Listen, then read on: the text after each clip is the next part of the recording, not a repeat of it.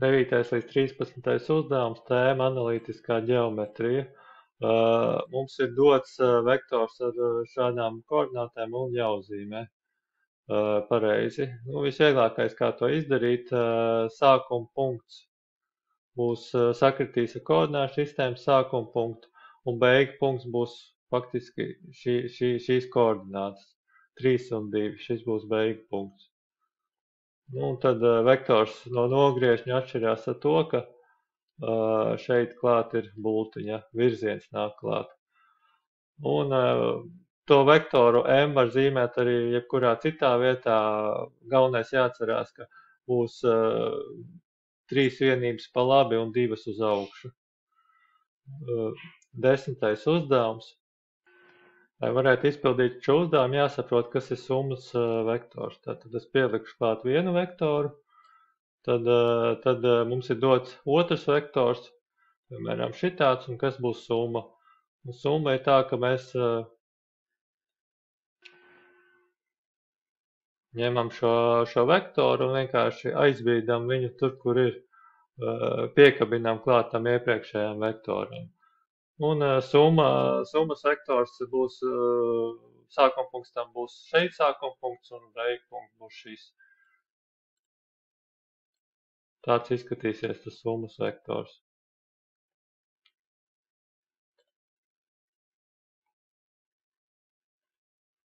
Šeit ir redzams te starpības, bet jebkuru starpību var pārtaisīt par summu.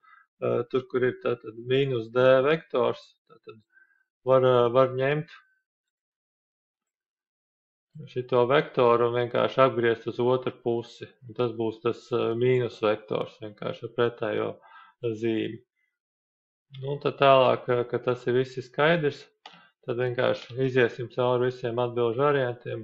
B vektors mīnus D. Es vienkārši, lai būtu vienkāršāk, es uzzīmēju mīnus D vektors izskatās šādi. Sarkanais vektors pagriezām uz otru pusi to D vektoru un mīnus B vektors uz šīs.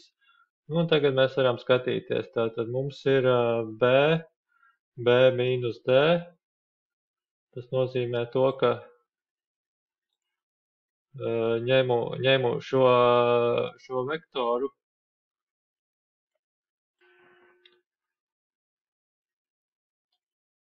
mīnus D un piekabinu klāt pie B vektora. Un šitas būs tas B plus mīnus D vektors.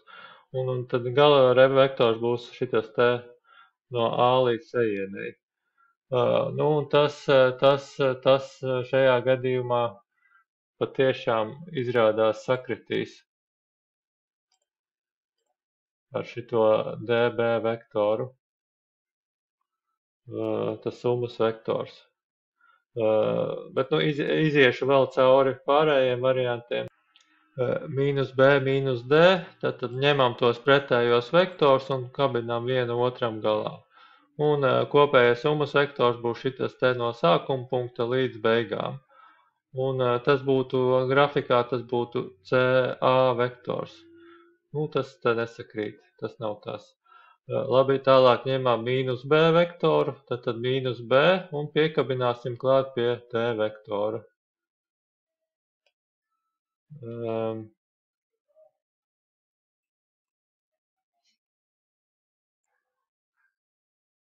Summas vektors būs tas te no šejienes līdz šejienei, ja tas ir tas pats, kas BD vektors. Mums šitien ir uz otru pusi. Un tad vēl pēdējais variants ir visvienkāršākais B plus D. Ņemam vektoru B, piemēram, un šito D vektoru es varu vienkārši apgriezīt viņu otrādi. Šito tas būs tas D vektors, tas pareizais. Tad summas vektors būs šitas AC vektors, un tas nesakrīt. Tātad patiešām pareiza atbilde būs A.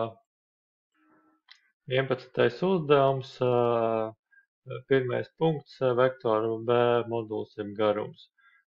Te var vienkārši skatīties formulu lapu. Formulu lapā visa šī analītiskā ģeometrija šeit iekšā, un te ir garums ir šitā te formula. Mums vajag 3 dimensijas, tāpēc mēs ņemam šo formulu, šo te. Un tad vienkārši jāliek iekšā skaitļi un beigās sanāks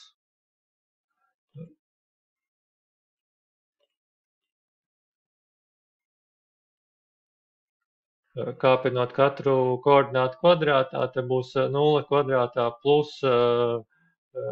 mīnus 4 kvadrātā, tas ir 16, un plus vēl 4 kvadrātā arī 16. Un iekšā sanāk kvadrāts saka no 32, un to var sadalīt reizinātā, jo 16 reiz 2, no 16 var izvilkt kvadrāts sakni, tas būs 4, un kvadrāts sakne no 2 paliek beigās. B variants.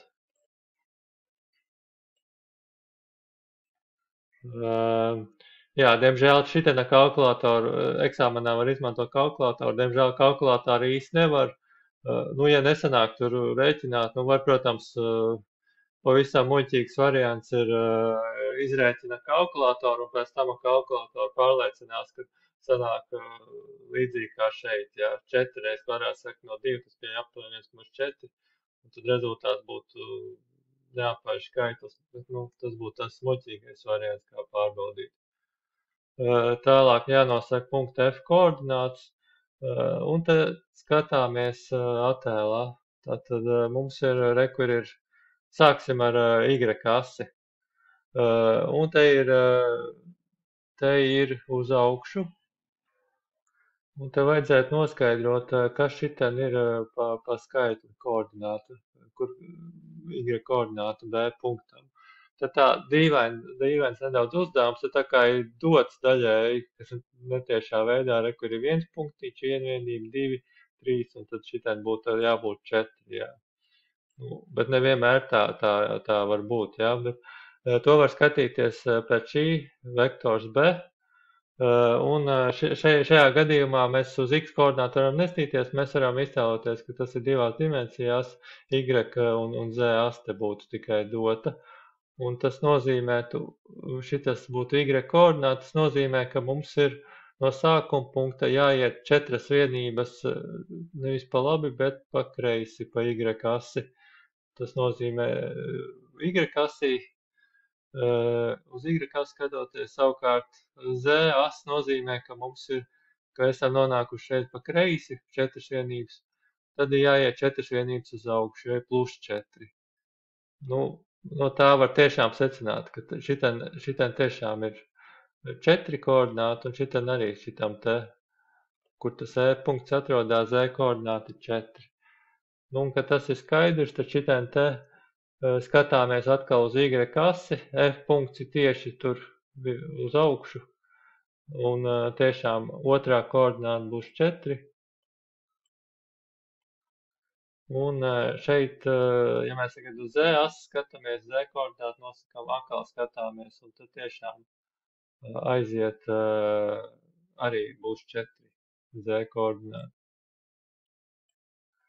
Nu, un X koordināta, es jau netieši pateicu, X koordināta ir, te ir drusciņi, tātad jāiztēlojās, ka tātad paņemsim šo D punktu. Tātad, ja mēs gribētu noskaidrot C koordinātu, tad kur mēs ietu no šitās te koordināta, X koordināta ir 4, un mēs ejam šitā, un tad C koordināta būs 4. Paņemsim te kaut kur viduspunktu, un tad iesim no šejienes. Tātad šitien X koordināta būtu 2. Nu, un tagad es eju no šejienes, tad šitien X koordināta ir 0, un arī tad, ja es paeju nedaudz uz augšu, bet vēl joprojām šitien jau visur ir X koordināta būs 0. Nedaudz sarežģītāk šitien bija. Un trešais apakšpunkts jānosaka C kā koordināts. Nu, te ir patiesībā var rīkoties tā, ka mēs zinām B vektoru koordināts, un CK ir tas pats vektors B, tikai pabīdīts pārcelt uz citu vietu, bet virziens nav mainījies, garums nav mainījies. Līdz ar to varam drukāt iekšā pilnīgi to pašu 0, -4 un 4. Bet, ja mums nebūtu tomēr dots tas B vektors, tad CH koordināts varētu izdomāt tā. Mums ir tā, varam skatīties sākumā, piemēram, uz X asi. X asī tātad sākuma punkts, gala punkts nemainās, tā koordināta ir tā pati. Šeit ir tā koordināta, X koordināta šeit nemainās. Līdz ar to X-am ir 0, X koordināta. Y koordināte ir, skatāmies,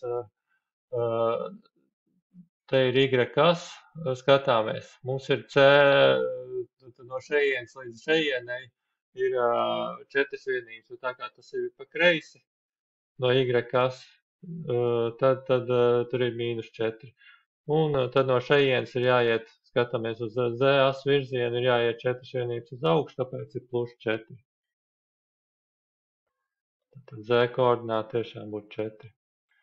12. uzdevums jāpamato, ka vektori atrodas uz vienas taisnes. Nu, te jau ir drusciņ grūtāk, jo mums formula lapā nav īsti teikts, kurā gadījumā kas atrodas uz vienas taisnes, bet šeit var izmantot tātad netiešā veidā šo sakarību var izmantot. Tātad šitas vektoru reizina ar vienu skaitli. Tas nozīmē to, ka, ja, piemēram, reizina k būtu 2, tad tas vektors ir tas pats, tikai viņš 2 reizes lielāks ir. Ja reizina 0,5 vai ja vienu pusi, tad ir 2 reizes mazāks paliek, un ja negatīvu skaitu, tad vektors maina virzienu. Bet, ja kurā gadījumā viņš būs kolineārs, ja paralēls tam vektoram. Un mums vajag ne tikai paralēls, ja kolineārs vektors. Šajā uzdevumā vajadzētu arī, lai vektori atrodas arī uz vienas taisnes vēl papildus. Bet tas jau tiek nodrošināts ar to, ka kur ir abiem vektoriem sākuma punkts sakrīt. Līdz ar to atliek tikai noskaidrot, vai viņi būs kolineāri. Es sākšu vispirms ar zīmējumu. Šeit ir drusku paveicies, te ir iespējams arī uzzīmēt. Jā, un tad šeit vektors AB ir uzzīmēts un vektors AC. No zīmējuma var redzēt, ka tiešām ir uz vienas taisnes. Un būtu jāpamato tas, tad rīkojās šādi.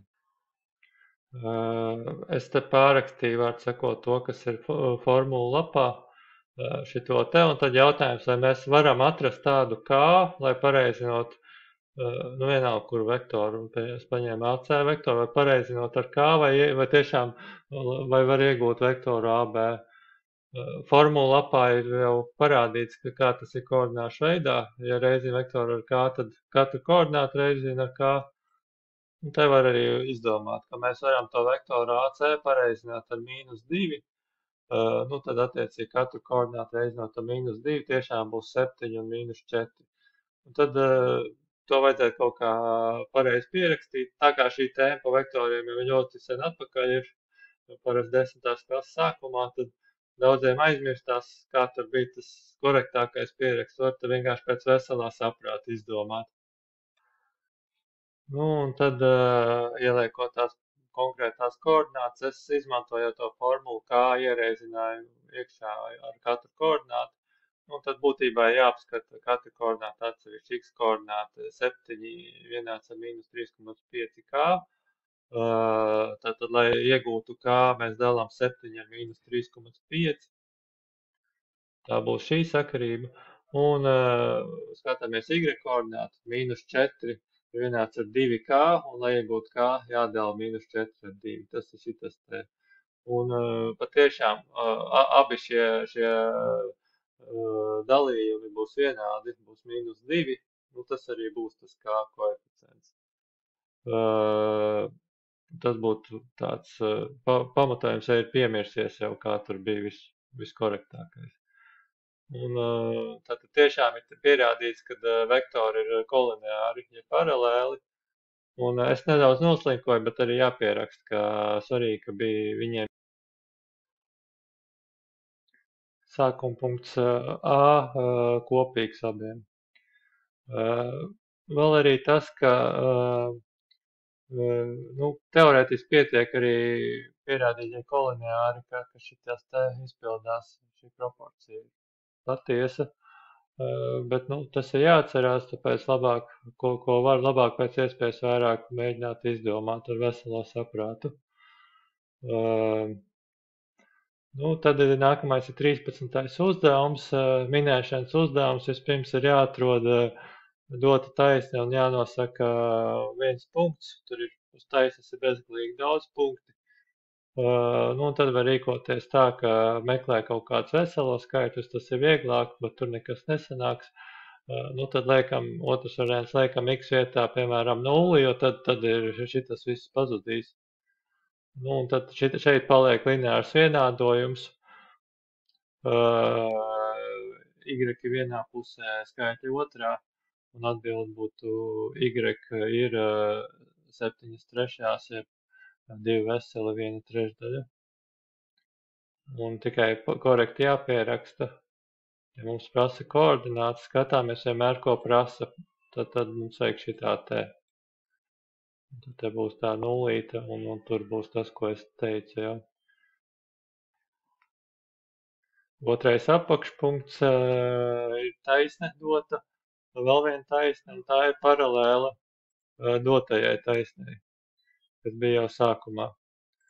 Nu, un tad jānosaka m skaitliskā vērtība. Nu, lai šo uzdevumu izpildītu, vispār jāsaprot, ko nozīmē, ka taisnes ir paralēls, kam tur ir jānotiek. Nu, ja to nezinu, ņemam formulu lapu, re, kur ir vārds paralēls, re, kur ir, atrodam to, un šeit ir tā problēma, ka K1 jābūt K2 vienādam, un K1, K2 re, kur ir iepriekšējā rindiņā, kas tie tādi ir, un tad tas taisnes formāts ir nedaudz savādāks kā tur.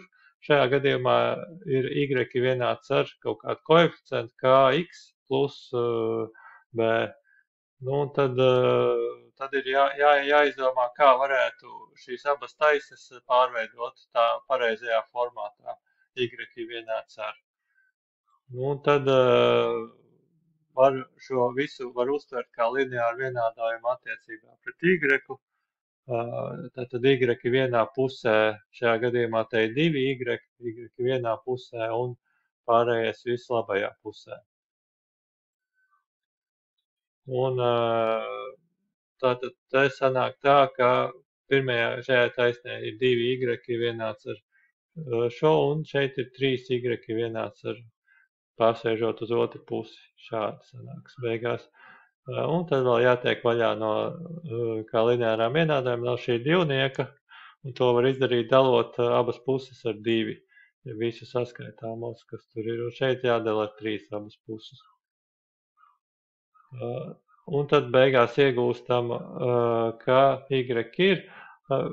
Otrajā gadījumā te ir vienkārši 6x dalot ar 3 ir 2x, un plus, un šitas pat nav svarīgi. Mums interesē koeficients pie x. Nu, šajā gadījumā tas koeficients pie x ir 2. Šajā gadījumā es tā atsevišķi izrakstīju, tad es dalīju ar 2 to mīnus m, un tad tas reiz x nāk klāt. Tad šajā gadījumā koeficients pie x ir tas mīnus m dalīts ar 2, un šajā gadījumā ir 2. Nu, tad atgriežamies atkal pie formulu lapas. Un te teica, ka, ja būtu, lai izpildītos nosacījums paralelitāte, jābūt koeficientiem abiem vienādiem. Ja būtu prasīts par perpendikularitāti, tad mēs izmantot šo sakarību. Tas, ko mēs ieguvām, ka mēs tagad zinām abus koeficientus. Nu, un tad nākamā rindiņa. Tad vienāds nozīmē pa vidu jāieliek ir zīme. Jānoraksta abi koeficienti. Un te var vienkārši uzminēt, m vietā varam mīnus 4 derēs, jo mīnus dalīts ar 4 dalīts ar 2 tiešām būs 2. Vai arī var atcerēties to, ka, ja mums rekur šitas ir divnieks, te ir apakšā, tad mēs viņu varam uznest tur augšā, tad jeb Tad te vispār nav nekāds saucējs, un tad būtu reize, viņš nāk klāt kā reizinātājs te augšā.